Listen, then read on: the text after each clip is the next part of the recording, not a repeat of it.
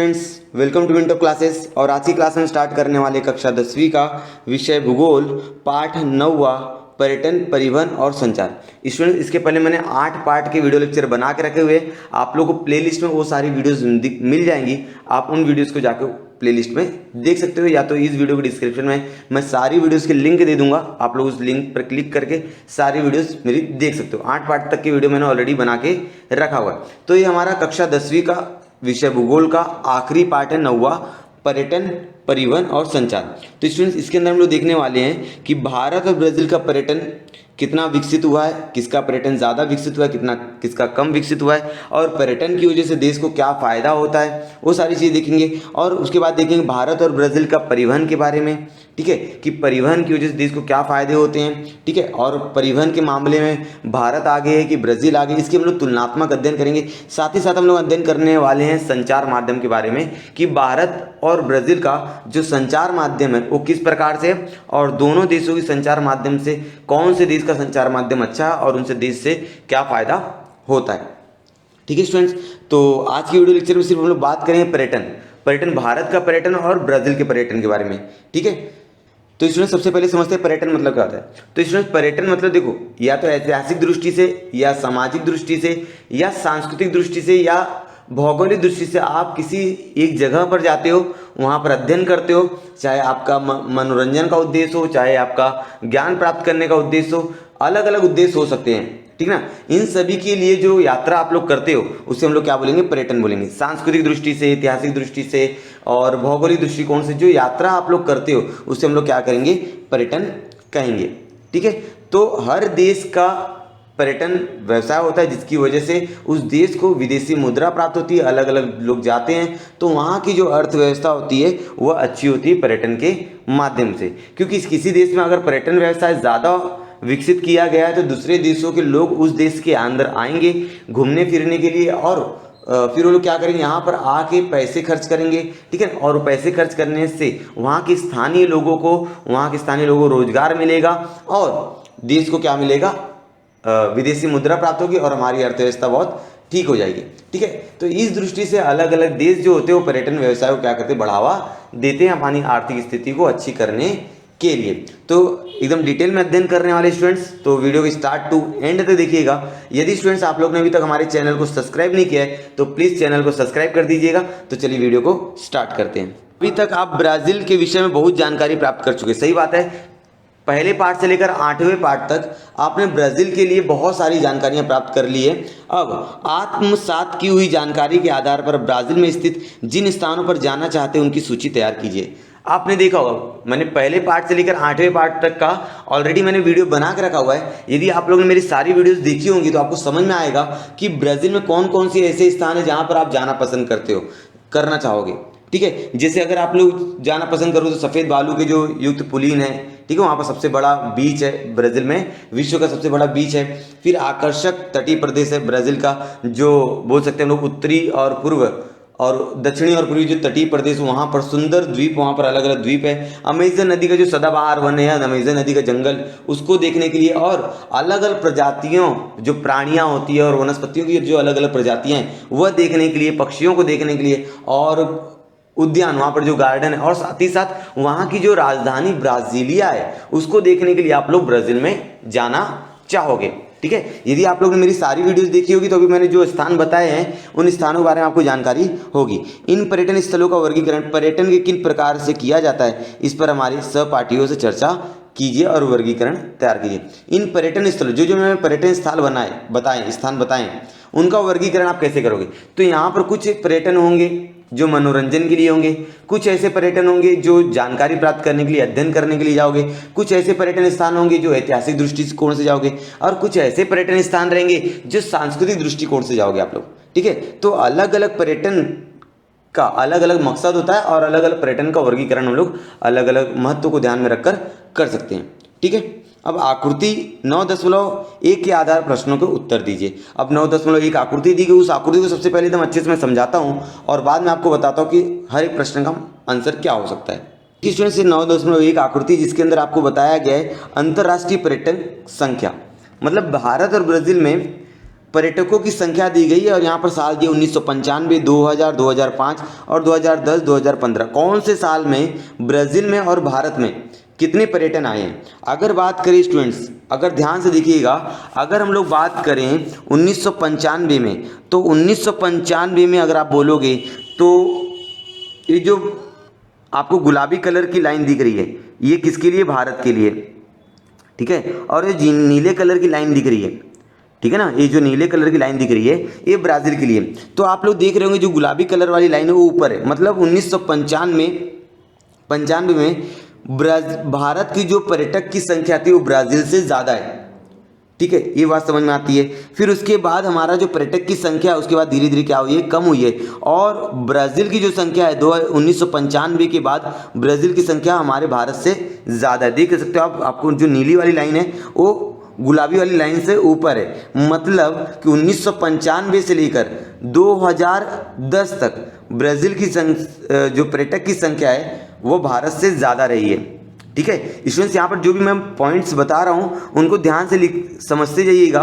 यदि आपके पास पेन होगी तो उसको लिखते भी जाइएगा, ठीक है। और हम अगर बात करें 2010 की, तो 2010 के बाद जो भारत के पर्यटक की संख्या है वह अचानक तेज़ी से बहुत वृद्धि आई है और जो ब्राज़ील की पर्यटक की जो संख्या है वह 2010 के बाद लगातार गिर रही है, ठीक है। इसका अलग अलग कारण हो सकता है। अब क्या कारण हो सकता है कि ब्राज़ील की जो जनसंख्या है, ब्राज़ील की जो पर्यटक संख्या है वह 2010 के बाद क्यों कम हो गई, और जो भारत की संख्या है पर्यटक की वह 2010 के बाद क्यों बढ़ गई, ठीक है। ये चीज़ें आपको समझना बहुत ज़्यादा ज़रूरी है। तो चलिए समझते हैं कि 2010 के बाद भारत में जो पर्यटक की संख्या है वह क्यों बढ़ने लग गई, ठीक है ना।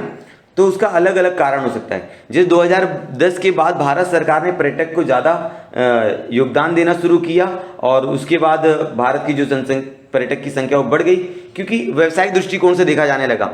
आपने देखा होगा अलग अलग टीवी पर अलग अलग राज्यों के मतलब पर्यटकों के स्थान दर्शाए जाते हैं, जिससे विज्ञापन किया गया ज़्यादा से ज़्यादा। तो 2010 के बाद पर्यटकों की संख्या ज़्यादा बढ़ गई है।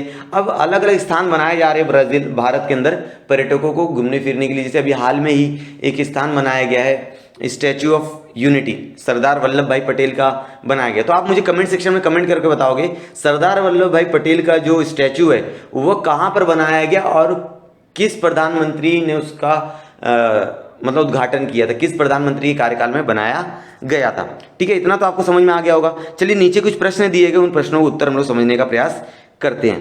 पहला सवाल है 1995 में कौन सा देश अधिक पर्यटक आए? तो 1995 में आप लोग के पास अगर किताब होगी तो किताब ओपन करके बैठिएगा, नहीं तो अगर आपने ऊपर ध्यान से देखा है पहले स्टार्टिंग से वीडियो, तो भारत में पर्यटक ज़्यादा है तो 1995 में। 2000 में कौन से देश में अधिक पर्यटक आए हैं? अगर 2000 की बात करें तो 2000 में पर्यटक ब्राज़ील में ज़्यादा आए थे। किस वर्ष से भारत में विदेशी पर्यटकों की संख्या वृद्धि हुई? 2010 के बाद, सन 2010 के बाद भारत में विदेशी पर्यटकों की संख्या में वृद्धि हुई है। 2015 में दोनों की विदेशी पर्यटकों की संख्या कितनी थी और उनमें कितना अंतर है? तो समझ लेते 2015 है उसमें भारत और ब्राज़ील में पर्यटकों की संख्या कितनी थी और उनमें कितने का अंतर था। चलिए स्टूडेंट्स, 2015 की बात करें तो भारत की जो पर्यटक की संख्या है और ब्राज़ील की जो पर्यटक की संख्या है, भारत में पर्यटकों की संख्या आप लोग देखोगे 120 के ऊपर, मतलब यहाँ पर हम लोग बोलेंगे 130 लाख। कितना बोल रहा मैं? 130 लाख। और जो ब्राज़ील की पर्यटक की संख्या है वो कितना है? 60 है। कितना है स्टूडेंट? 60। तो अगर दोनों का अंतर देखा जाए तो भारत के पर्यटकों की संख्या 2015 में 130 लाख है और ब्राज़ील में 60 लाख है, तो 70 लाख का अंतर है। कितने लाख का अंतर है? 70 लाख का। अब आगे, वर्ष 2010 के बाद भारत में विदेशी पर्यटकों की बड़ी पैमाने पर वृद्धि होने का क्या कारण है?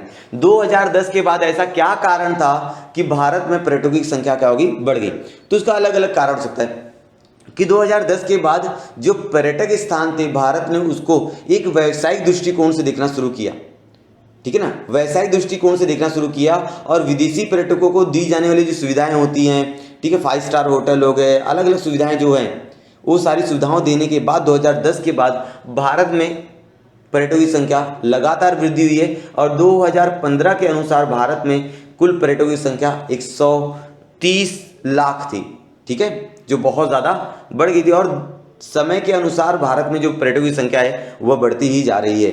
ठीक है, यहाँ तक आप लोगों को समझ में आ गया। चलिए अब आगे देखते हैं।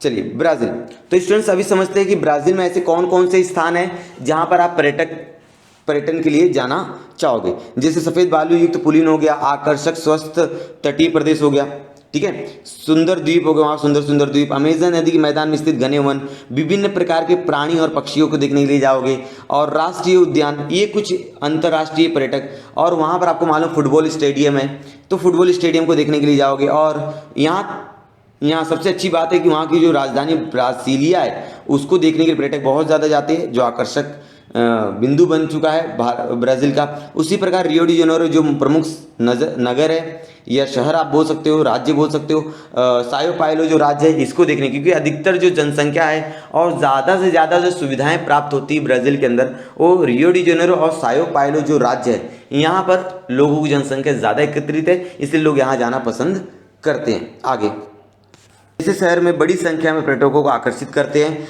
देश के अनेक भागों में पर्यटक महत्वपूर्ण व्यवसाय है। देश के अलग अलग भागों में पर्यटन जो होता है अलग महत्वपूर्ण व्यवसाय है। पर्यटक की वजह से या पर्यटन की वजह से उस स्थानीय लोगों को रोजगार मिलता है और साथ ही साथ देश को विदेशी मुद्रा प्राप्त होती है और देश की जो आर्थिक व्यवस्था आती है उसमें सुधार आता है।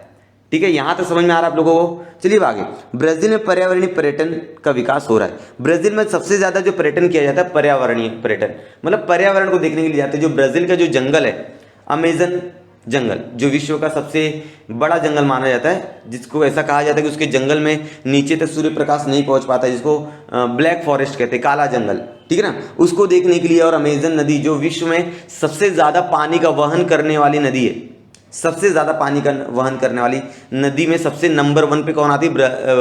अमेजन नदी, ठीक है, उसको देखने के लिए लोग जाते हैं। ठीक है, नौकायान करने के लिए लोग जाते हैं। तो ऐसे अलग अलग कारण है कि ये लोग ब्राज़ील में पर्यटन करने के लिए जाते हैं।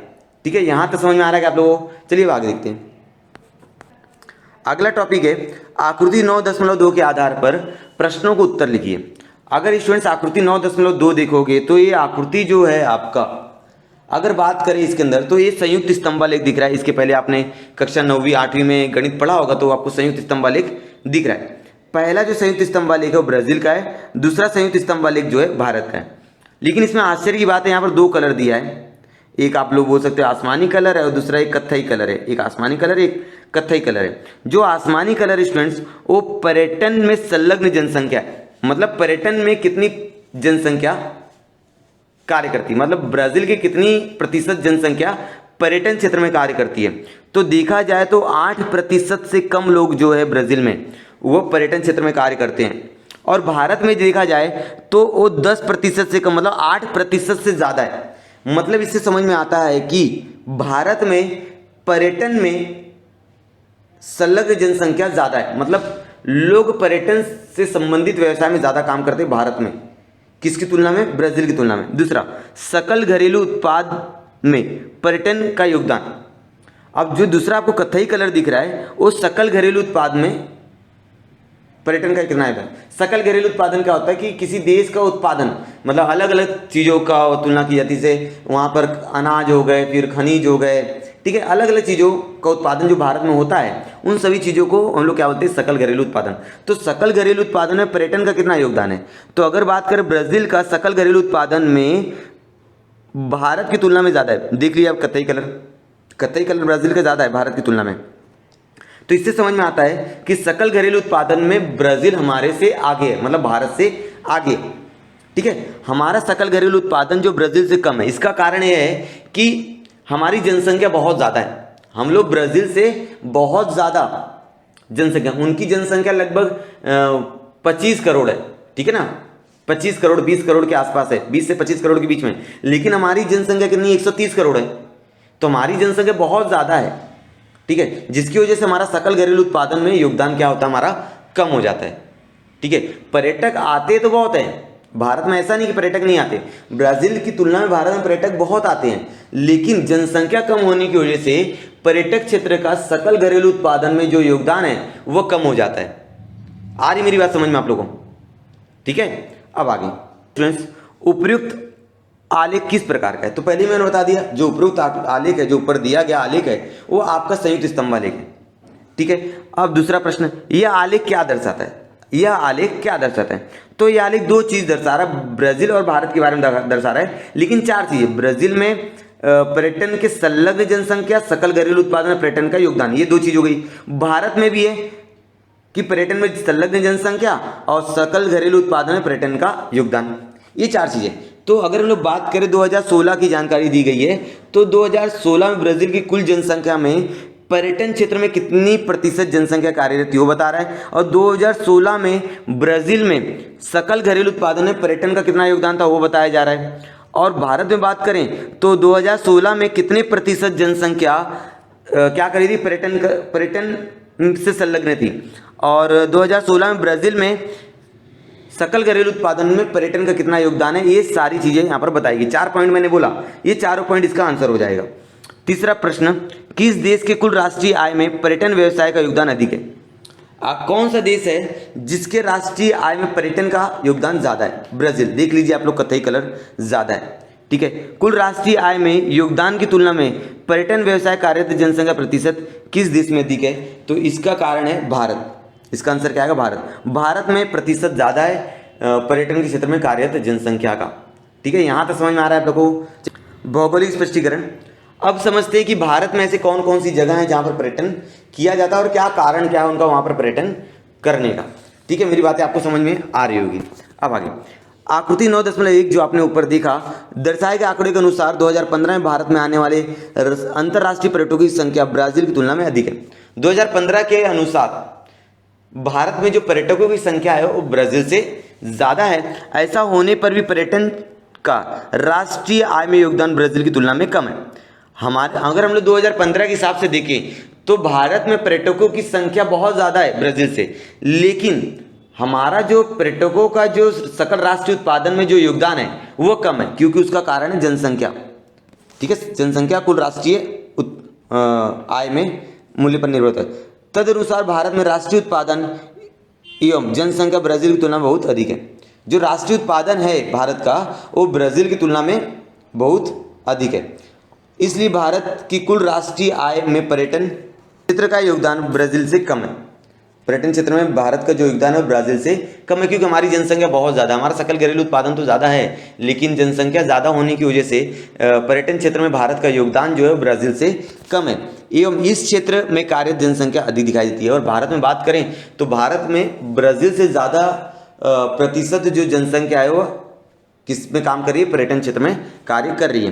किन कारकों अथवा विशेषताओं के कारण ब्राजील में पर्यटन का विकास हुआ है? अलग अलग कारण हो सकते हैं, वहाँ के सरकारी नीतियाँ और साथ ही साथ वहाँ पर जो अमेजन नदी का जंगल है, अमेजन जंगल है, या वो जंगल देखने के लिए अलग अलग कारण हो सकते हैं जिसको देखने के लिए जा रहे हैं। ठीक है, अब आगे अगला पॉइंट है स्टूडेंट्स, भारत में देखते कौन कौन से ऐसे स्थान है जहाँ पर लोग पर्यटन करना चाहते हैं। आकृति 9.1 के अनुसार भारत में अंतर्राष्ट्रीय पर्यटकों की संख्या निरंतर वृद्धि हो रही है। 2015 के बाद अगर भारत में बात करें 2010 के बाद, तो भारत में पर्यटकों की संख्या लगातार बढ़ती हुई नजर आ रही थी। आपको पहला वाला डायग्राम देखा था आप लोग, अगर किताब होगी आपके सामने तो पेज नंबर आप लोग 61 देखिएगा, उसके अंदर जो पहला चित्र है वही उसकी बात हो रही है। किंतु वर्ष 2000 से हमने आर्थिक वृद्धि हुई है, अधिक वृद्धि हुई है। अंतर्राष्ट्रीय पर्यटकों की संख्या में हो रही इस वृद्धि को सिलसिलेवार है। जो अंतर्राष्ट्रीय पर्यटकों की संख्या है वो भारत में सिलसिलेवार है, एक साल अचानक नहीं हुआ है, वो धीरे धीरे हुआ है। विदेशी पर्यटक भारत में ऐतिहासिक, सांस्कृतिक, वैद्यकीय, व्यवसायिक इत्यादि पर्यटन प्रकारों के हेतु आते हैं। विदेशी लोग भारत में क्यों पर्यटन करने आते हैं? क्या कारण है कि वो लोग भारत में पर्यटन करने के लिए आते हैं? तो उसका कारण ऐतिहासिक चीज़ें देखने के लिए, ऐतिहासिक जैसे किले हो गए, ठीक है, अजंता एलोरा की गुफाएं हो गई, ताजमहल हो गया, अलग अलग है, कुतुब मीनार है, ठीक है, गोल गुंबद है, ठीक है, गेट ऑफ इंडिया है, ठीक है, ये सारी चीज़ें देखने के लिए लोग आते हैं। सांस्कृतिक चीज़ें, हमारे यहाँ के जो तीज त्यौहार होते हैं या नृत्य है, उन सभी चीज़ों को देखने, वैद्यकीय और व्यावसायिक आदि चीज़ों को देखने के लिए लोग आते हैं। पर्यावरणीय पर्यटन को भारत में भी प्रोत्साहन दिया जा रहा है। पर्यावरण पर्यटन मतलब जो कृषि के संबंधित या जंगल संबंधित जो पर्यटन होते हैं, जो दिखाए जाते हैं, ठीक है ना, पर्यटन संबंधित, उसमें भी भारत ज़्यादा योगदान दे रहा है। भारत की ऐतिहासिक विरासत को ध्यान में रखते हुए अनेक भागों में पर्यटन के अनेक अवसर उपलब्ध हो रहे हैं। भारत का जो ऐतिहासिक विरासत बहुत पुराना और भारत की ऐतिहासिक विरासत बहुत संपन्न है, जिसकी वजह से अनेक पर्यटन के अवसर उपलब्ध हो रहे हैं। इसके लिए अनेक पर्यटन स्थलों का विकास किया जा रहा है, इसलिए भारत में लगातार समय समय पर अलग अलग पर्यटकों का विकास किया जा रहा है। ठीक है, अब हम लोग नीचे कुछ चित्र देखेंगे, उन चित्र के माध्यम से समझेंगे भारत और ब्राजील में कौन कौन ऐसे चित्र दिए गए जो पर्यटन के मुख्य आकर्षक हैं। देखिए स्टूडेंट्स, ये जो पहला है गेटवे ऑफ इंडिया है, ठीक है, इसको देखने के लिए लोग आते हैं। रियो डी जेनेरो का पुलिन, जिस पुलिन की बात कर रहा था, सफ़ेद बालू का वित्ती वाली पुलिन, वो रियो डी जेनेरो में पाया जाता है। और मेनोस में स्थित फुटबॉल, चूंकि फुटबॉल जो है वो ब्राज़ील का लोकप्रिय खेल है, ठीक है ना, तो इसलिए फुटबॉल स्टेडियम वहाँ पर बहुत फेमस है। और गुवाहाटी असम, ये भारत के अंदर है। ब्राज़ील में सागरीय पर्यटन, स्वच्छ पानी होता है जिसके लिए वो सागरीय पर्यटन करना ज़्यादा पसंद करते हैं ब्राज़ील में, ठीक है। और यहाँ पर अजंता की गुफाएं और शिवाजी महाराज के जो किले हैं, अलग अलग किले देखने के लिए लोग आते हैं। तो अलग अलग कारण है कि भारत और ब्राज़ील में पर्यटन के लिए लोग क्यों आते हैं, और पर्यटन की वजह से स्थानीय लोगों को क्या फ़ायदा होता है, सरकार को क्या फ़ायदा होता है, देश को क्या फ़ायदा होता है, ये सारी चीज़ों के बारे में आपने समझा होगा इस वीडियो के अंदर। तो स्टूडेंट्स, आज की वीडियो लेक्चर में इतना ही। उम्मीद है आपको पूरी वीडियो पसंद आई होगी। यदि स्टूडेंट्स आपको वीडियो पसंद आ रही है और आप लोग ने अभी तक हमारे चैनल को सब्सक्राइब नहीं किया है, तो स्टूडेंट्स प्लीज़ चैनल को सब्सक्राइब कर दीजिए और बेल आइकन को प्रेस करके ऑल कर दीजिएगा, ताकि जब भी मैं कोई नई वीडियो अपलोड करूँ सबसे पहले नोटिफिकेशन आपको मिले और आप मेरी सारी वीडियोज़ को देख सकें। और लाइक ज़रूर कीजिएगा, लाइक करने से हमारा उत्साह बढ़ता है। तो स्टूडेंट्स मिलते हैं नेक्स्ट वीडियो में, तब तक के लिए धन्यवाद।